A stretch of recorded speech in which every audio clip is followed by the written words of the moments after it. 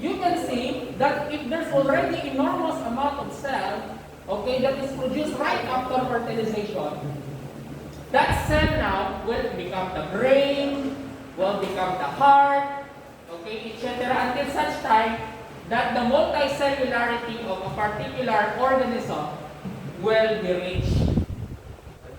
That statement number 2. Alright, any question? Yes. Sir, is there any difference in, let's say, twins or is there any different development? As long as the nutrient requirement and the environment is normal, most likely it's going to be the same. Okay, so you have two kinds of twins, no? For example, no, that's the zygote, fertilized egg. Okay? This one is what you call monozygotic. The other one is dizygotic. Dizygotic. Okay. Monozygotic would result to identical twins. Okay, how? Kundi ari na siya, nag-ano na siya, nag-fertilize. This one nag-divide into 2. Okay? And become babies. So monozygotic is identical because it comes from a single fertilized egg. Dizygotic, okay? Monozygotic was fertilized with only one spermatogonia as male gametes. One. Pag fertilize niya, nag-divide into 2, so monozygotic. Zygote, mono, one zygote. Dizygotic, okay, the uterus releases 2 mature egg cells, which was fertilized by 2 different male sex cells. Okay, bye? Pwede maging male or pwede man female or female. It depends on what chromosome of sperm fertilize it. Alright, yes, yes. Sir, does genetics influence the chances of having kids? Very good question. Does genetics affects the tendency of having twins? Yes. Okay, usually if it runs in the blood that to have twins, it will really be expressed. It's either it will skip generation and then it will come out to the next generation. There was an island in the Philippines that most of the children there are twins. So most likely because of the location or it is isolated from different place because it is an island. So the genetic composition of the person there that is present in the gene pool of that population has twinning probability. Next question. Next question. Okay. Now, can we consider cell as a living entity? Can it survive on its own? What do you think? Mr. Magari, what do you think? Based on this question.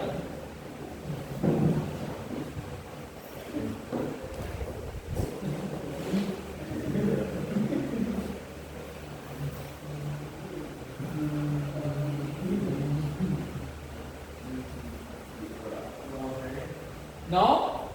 Oh, why?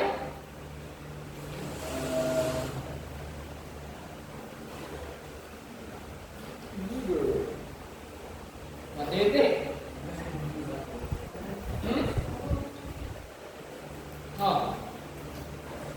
If I will remove one cell in my body and place it in an environment wherein it has food, water, all the necessary things in order for it to survive. Ginbutang ko siya dito. Do you think the cell will survive? Theoretically speaking. Yes, Audrey? Why? Hmm? Which? Okay. Now, what makes the cell survive? Or granting it will survive. If I place it in an environment where food is there, all the things needed by that individual cell I place it on an environment that everything's provided. O, nag-survive siya. So what makes the cell survive? What makes it capable to survive? Theoretically speaking.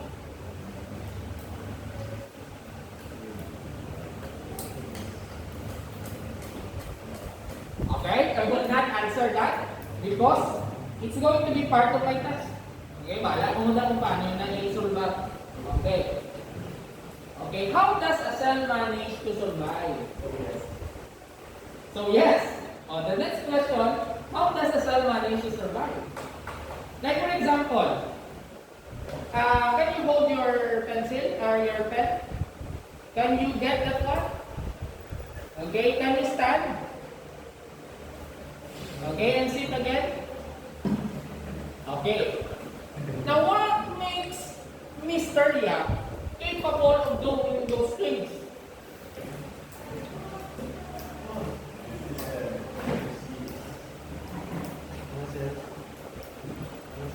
Sense cell?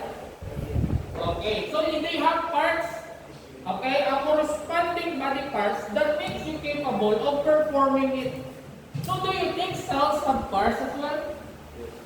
Okay, so will it provides them the capability to survive? Okay, so that's the question. I will not answer it. Okay, it's up to you. Okay, so these are the things that life processes. Okay, life processes that the cell must do or perform in order for it to survive. First and foremost, assimilation of nutrients in the environment. They have the ability to get that nutrients and use that for their cellular machinery. Okay, so that's one. Obtain energy nutrients in the environment.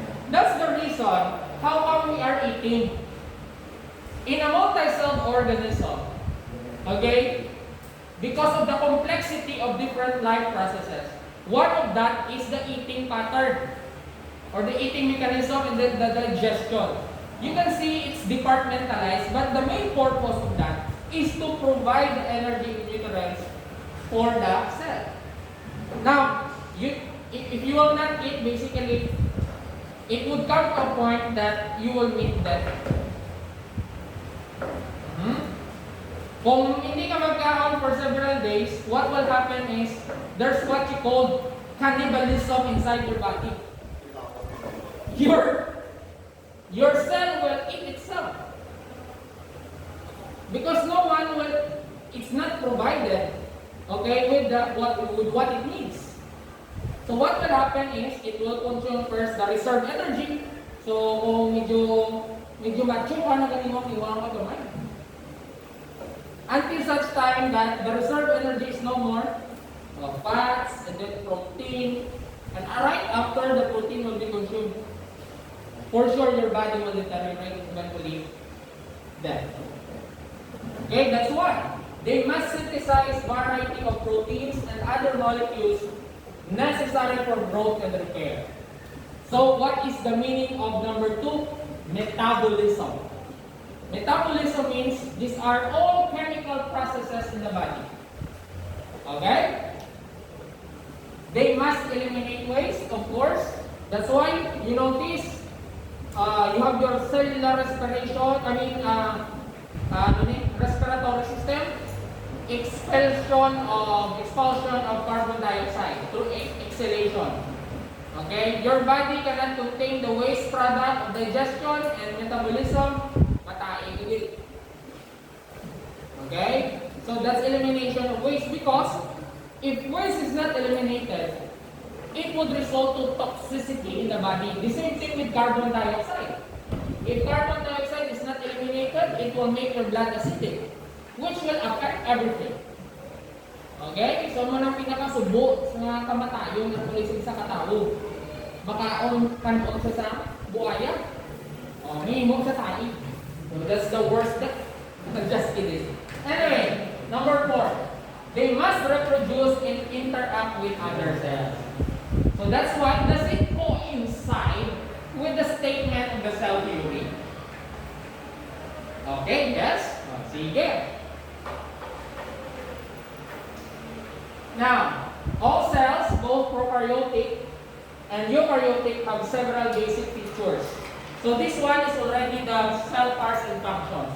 When we talk about prokaryotic cell, from the word prokaryon, that's before nucleus. In other words, the organism, like for example, ancient bacteria, they don't have a true nucleus. They don't have a true nucleus. In other words, they have only nucleoid. Okay. Am I getting too fast? Guys? Question. Before we proceed, if you have clarification, please do ask. Don't worry, don't copy, just listen. I'll give you the PowerPoint.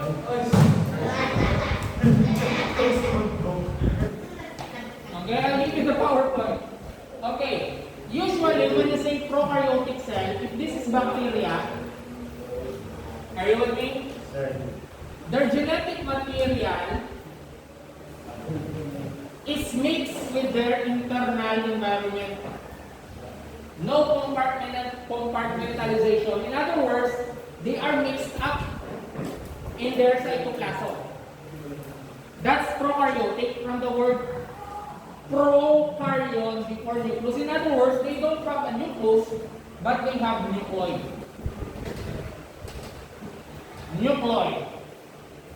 In other words, this DNA or RNA is mixed with what is inside of them. Happy? Okay, because that's why bacteria, they easily mutate because their genetic material is exposed. Now, how would we relate that now in actual situation? Like for example, the use of antibiotics. If you work someday in the hospital, if the hospital doesn't have a very good waste disposal management or system, hinahaboy lang ang antibiotic. If it reaches the site na makakuha sa bacteria, okay, and then the bacteria will not die, it will develop immunity towards that drug, and it would result to a anti-resistant bacteria, antibiotic-resistant bacteria. Okay, so that's the reason why there are already antibiotics, just like the penicillin, that no longer works because of improper use and waste disposal. Alright, yes, question. Your body didn't give antibiotics, you're talking about it. How about if your body didn't give antibiotics, you're going to mag-take kasi what will happen? Okay.